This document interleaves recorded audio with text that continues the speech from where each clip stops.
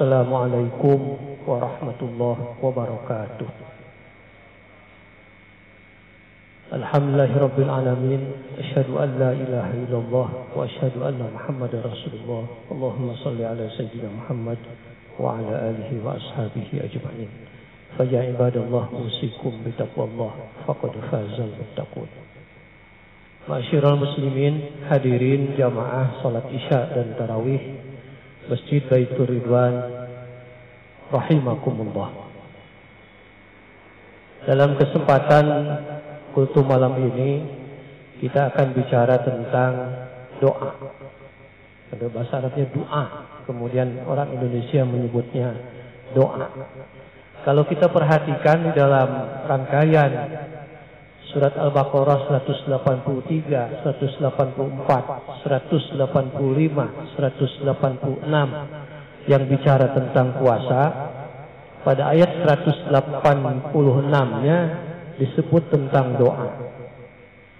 Itu sekaligus mengisyaratkan buat kita bahwa salah satu saat terbaik kita berdoa kepada Allah adalah pada saat kita dalam keadaan puasa, lebih-lebih di bulan Ramadan.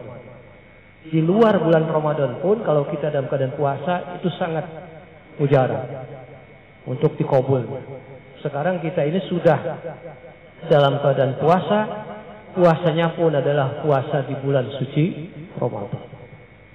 Lebih-lebih kalau sekarang malam Jumat berdoa juga lebih-lebih lagi.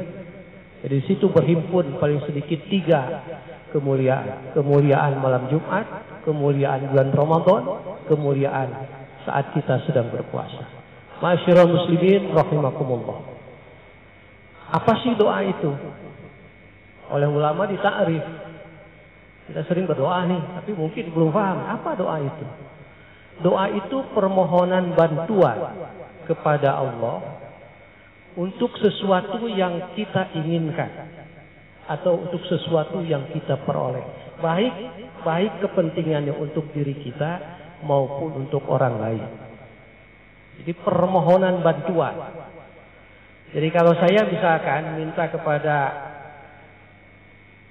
sahabat saya, Abah Dede, "Bah, tolong dong ambilkan air."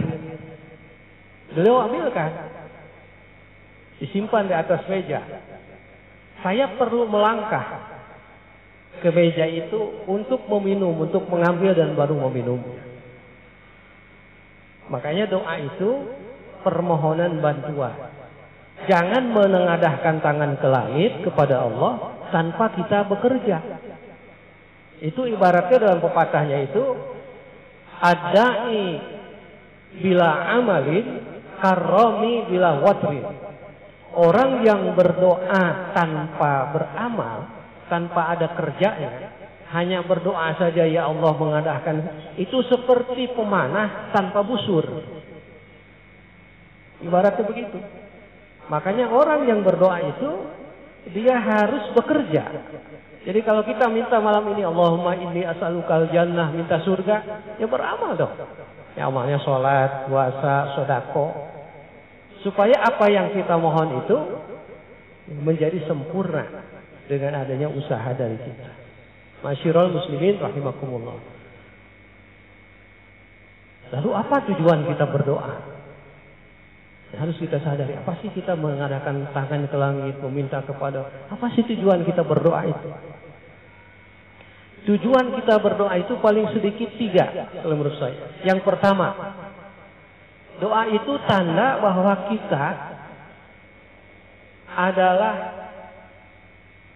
fakir di hadapan Allah. Doa itu tanda bahwa kita adalah hambanya Allah. Jadi sebanyak apapun kita kekayaan, harus berdoa. Jangan tidak. Sesehat apapun badan kita, sepinter apapun otak kita, tetap berdoa. Yang tidak berdoa, disebut dalam surat Ghafir ayat 60 itu, innal ladzina yastakbiruna an ibadati sayadkhuluna jahannama dakhirin. Orang yang enggan beribadah, tidak mau berdoa kepada Allah. Sehingga doa itu disebut ad-du'a mukhul ibadah. Doa itu saripatinya ibadah. Orang yang enggan tidak mau bermohon kepada Allah, saya itu orang-orang yang sombong. Dan tempatnya saya dahuluna jahannam madakhirin, akan dimasukkan ke neraka jahanam dengan penuh kehinaan. Jadi mau orang kaya, mau orang sakit, mau orang pintar, mau orang sehat, semua berdoa. Tanda bahwa kita mengakui kehambaan, kelemahan kita, kefakiran kita, menunjukkan bahwa Allah Maha Besar dan Maha Kuasa. Karena itu nanti dalam ayat Quran yang lain, dalam surat Al-Furqan, disebut Qul ma ya'ba'ukum rabbi laula du'akum. Allah tidak akan memperhatikan kalian kalau kalian tidak pernah berdoa kepada. Jadi salah satu memancing perhatian Tuhan, perhatian Allah pada kita, doa. Di mana kita tidak berdoa, Allah abaikan. Allah tidak lihat lagi. Jadi pertama, tujuan kita berdoa itu menandakan kehambaan kita, sekaligus mengagungkan dan membesarkan Allah Rabbul Alamin. Yang kedua, manusia itu banyak kebutuhannya. Lebih banyak kebutuhannya dari kucing, dari binatang. Ya, orang dulu dalam keadaan masyarakat yang masih sederhana, katakanlah mungkin tahun 50, tahun 60, tahun 70, kebutuhannya tidak sebanyak orang sekarang. Ya. Tapi kebutuhan manusia walaupun sederhana dulu tahun 60, tahun 50, tahun 70 masih lebih banyak daripada kebutuhan hewan. Ya. Hewan itu kebutuhannya nggak banyak-banyak, nggak perlu pakaian, ya, nggak perlu minuman yang mewah, tidak perlu jalan-jalan healing apa sekarang orang sebutnya, ya, nggak perlu mudik, nggak perlu beli kuota. Tapi manusia nih, bicara manusia, kebutuhannya banyak. Semakin pengetahuannya bertambah, semakin kehidupannya maju, kebutuhannya juga semakin maju, semakin banyak. Tahun 60 nggak ada beli kuota, beli pulsa, HP-nya saja belum ada. Sekarang kebutuhan rumah tangga tiap orang pasti beli pulsa, pasti beli HP. Berarti ada kebutuhan. Tahun 60, tahun 50, 70 orang tidak perlu pakai mobil, tidak perlu pakai motor, cukup sepeda, jalan kaki. Sekarang rata-rata semua punya motor. Sepeda dianggap sudah ketinggalan. Penuh di jalan, macet menjelang buka, motor, mobil, segala macam. Jalan sudah tidak muat. Menandakan bahwa kebutuhan manusia itu banyak. Kebutuhan yang banyak ini hanya bisa dipenuhi oleh Allah Rabbul Alamin. Lebih-lebih saat susah. Pandemi susah nih, sudah sakit, nggak punya uang, ngandelin orang ternyata nggak bisa diandelin, ngandelin kerabat nggak bisa dijadikan andelin. Siapa saat terdesak begitu yang bisa diandalkan, yang bisa membuat kita punya harapan, punya optimisme? Allah Rabbul Alamin. Makanya bagi orang yang mukmin, ya, karena dia yakin dan percaya bahwa fal yastajibu li wal yu'minu bi, dia percaya Allah mampu menjawab dan memberikan kebutuhan saya, mampu mengurus saya. Maka seorang mukmin tidak pernah putus asa daripada berdoa kepada Allah. Ya. Nah, kita kan hidup kita kan banyak pedihnya, Pak, banyak pedih, banyak susah, banyak gagal. Tapi pedih, susah, gagal, segala macam, sakit, segala macam, tidak punya uang, kurang rezeki dan lain-lain itu, dia tidak putus harapan. Optimisme selalu ada. Karena apa? Allah Maha ada, Maha hidup.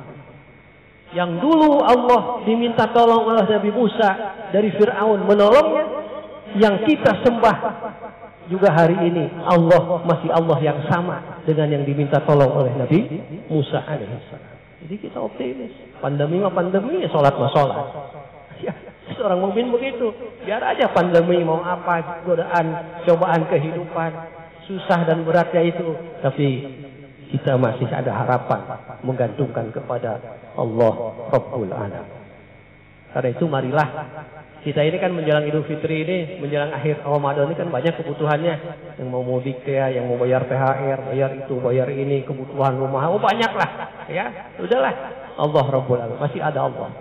Apa yang Allah beri, itulah yang terbaik untuk kita dan wajib kita syukuri. Mudah-mudahan sisa-sisa hari Ramadan ini terus-menerus bisa kita isi dengan sebanyak-banyaknya doa kehadirat Allah Subhanahu wa taala. Hadani Allah wa iyyakum ajma'in. Wassalamualaikum warahmatullahi wabarakatuh.